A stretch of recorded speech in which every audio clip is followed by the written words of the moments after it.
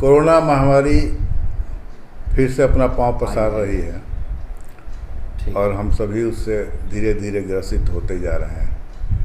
इस परिदृश्य में बिहार सरकार ने विद्यालयों को कॉलेज तक 11 तारीख तक बंद कर रखा है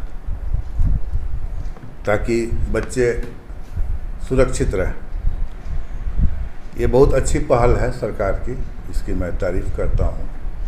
सरकार का काम है एज ए गार्जियन सभी का देखभाल करें, लेकिन समस्या यहाँ पर ये आ गई कि पिछले 1 साल भी हम लोग लॉकडाउन से परेशान थे और फिर लगभग विद्यालयों के लिए तो लॉकडाउन ही हो गया है, जनरल नहीं हुआ है।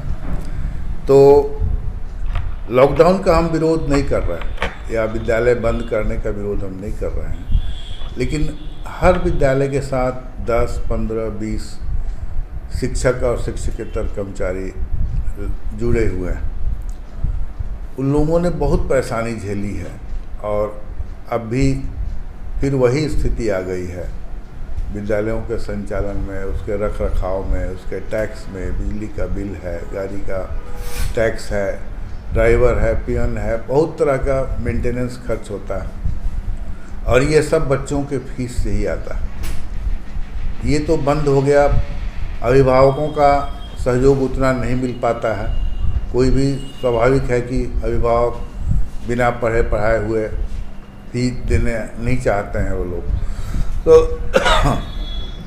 इसमें हम लोगों की कल हम लोगों ने जिलाधिकारी को, जिला एसडीएम साहब को, डीओ साहब को, सभी को मेमोरेंडम दिया कि या तो हम लोगों को स्कूल की कुछ ऐसी व्यवस्था की जाए ताकि स्कूल चल सके, या नहीं तो हमको आर्थिक पैकेज दें।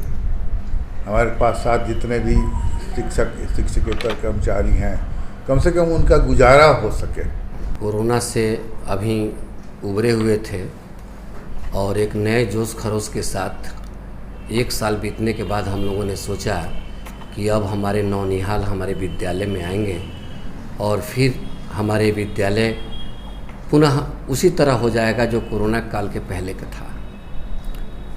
बड़ी ही परिश्रम से और मेहनत से है जो हम लोगों ने काम किया था, धीरे धीरे बच्चों की संख्या जो है 50% स्कूलों में आने लगी थी।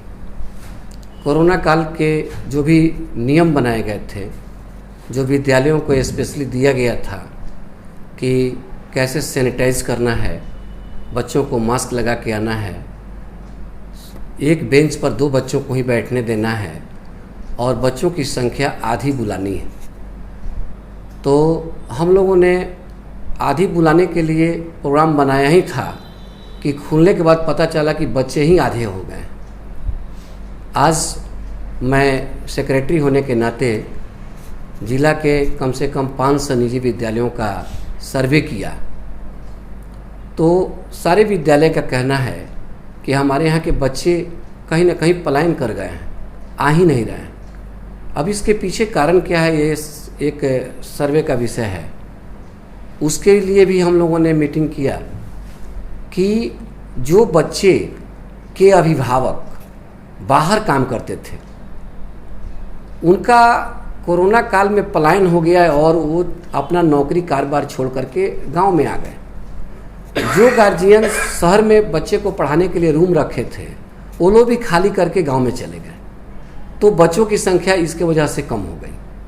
जो बच्चे आ रहे हैं उनके पास आमदनी का कोई साधन नहीं है। लगा कि आर्थिक तंगी आ गई है। हम लोगों ने महसूस किया, हम लोगों ने अनाउंस किया कि private school and children welfare association के तले जितने भी विद्यालय जिले में संचालित हैं, 1 साल का फ़ी हमने माफ़ करवा दिया। पूरे कोरोना मार्च 20 से लेकर फरवरी 21 तक का हम लोगों ने फ़ी माफ़ कर दिया। हमको किसी तरह का फ़ी नहीं चाहिए। मार्च में जब बच्चे आने लगे तो हम लोग को हुआ कि भाई अब मार्च का फ़ी चाहिए, तो मार्च का फ़ी भी हम लोग मांग रहे हैं तो फ़ी नहीं आ रहा है। अब उसके बाद भी हम लोग हिम्मत लिए हुए थे कि अच्छा बच्चे हैं, सब कुछ धीरे धीरे ठीक हो जाएगा, 1 साल में बिगड़ा हुआ चीज़ है, धीरे धीरे ठीक हो जाएगा, हिम्मत हमने मानी। अचानक अप्रैल में एक सरकार का मैसेज आता है कि कोविड का केस बढ़ता नज़र आ रहा है, इसलिए विद्यालयों को 5 तारीख से 11 तारीख तक शैक्षणिक संस्थानों को बंद कर दिया गया।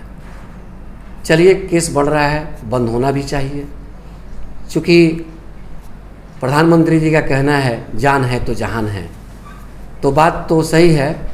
और दूसरे पक्ष में हम लोग कहते हैं कि जान है तो जहान है, लेकिन शिक्षा बहुत ज़रूरी है, इसलिए कि मनुष्य शिक्षा के बिना वह साक्षात पशु की समान है। तो हम लोगों ने शुरू किया, हम लोगों ने सरकार से मांग किया है और आज प्रेस कॉन्फ्रेंस के माध्यम से कहना चाह रहे हैं कि हम लोग कोरोना के नियमों का पालन करेंगे। आप जो भी नियम बनाएं, हम अपने स्कूलों में 100% चाहेंगे कि पालन हो, बच्चों की सुरक्षा का ख्याल किया जाए। लेकिन अगर कोविड की पहले की तरह से अगर 12 तारीख से बढ़ता चला जाएगा, तो शंका हम लोगों को ये सता रही है कि जो दिन हम लोगों ने देखा है, मकान मालिक का त्रस्त ताला लगा देना, विद्यालयों में ताला लगा देना, उसको EMI के लिए गाड़ी को खींच ले जाना, कई तरह के टीचर्स जो रोड पर आकर के सब्जी का दुकान चलाना या ठेला लगाना, 1 साल तक हम लोगों ने इसको बचा लिया। हमारे वरिष्ठ टीचर्स, हमारे ज़िले के कोर कमेटी के मेंबर मणिंद्र कुमार सिन्हा का पैसा के अभाव में उनका देहांत हो जाता है। अनमोल पब्लिक भगवानपुर की हमारी निदेशिका, उनका पैसे के अभाव में इलाज नहीं होता और कोरोना पीरियड में उनका जान चला जाता है। संगठन के पास भी पैसे नहीं हैं, क्योंकि आमदनी का सारा चीज़ समाप्त हो चुका था। इस बीच में हम सरकार से मांग करना चाहते हैं कि हमारे कर्मियों के लिए, शैक्षणिक कर्मियों के लिए, हमारे यहाँ नाइट गार्ड जो है उसके लिए, जो हमारे यहाँ सेवा दे रहे हैं उनके लिए कम से कम कुछ भी तो आर्थिक पैकेज देना चाहिए। मैंने इतना तक कहा था कि अगर 5 किलो अनाज आप किसी को नवंबर तक फ्री में दे रहे हैं, तो हमारे शिक्षक जो 5,000 और 7,000 6,000 में काम करते हैं, सरकार को सोचना चाहिए कि 1 साल तक उनको घर से बाहर नहीं निकलने दिया गया, जो जहाँ है वहीं रहने का फॉर्मूला अपनाया गया, तो कम से कम उनके बच्चे के लिए या उनके लिए कुछ भी तो व्यवस्था करना चाहिए था।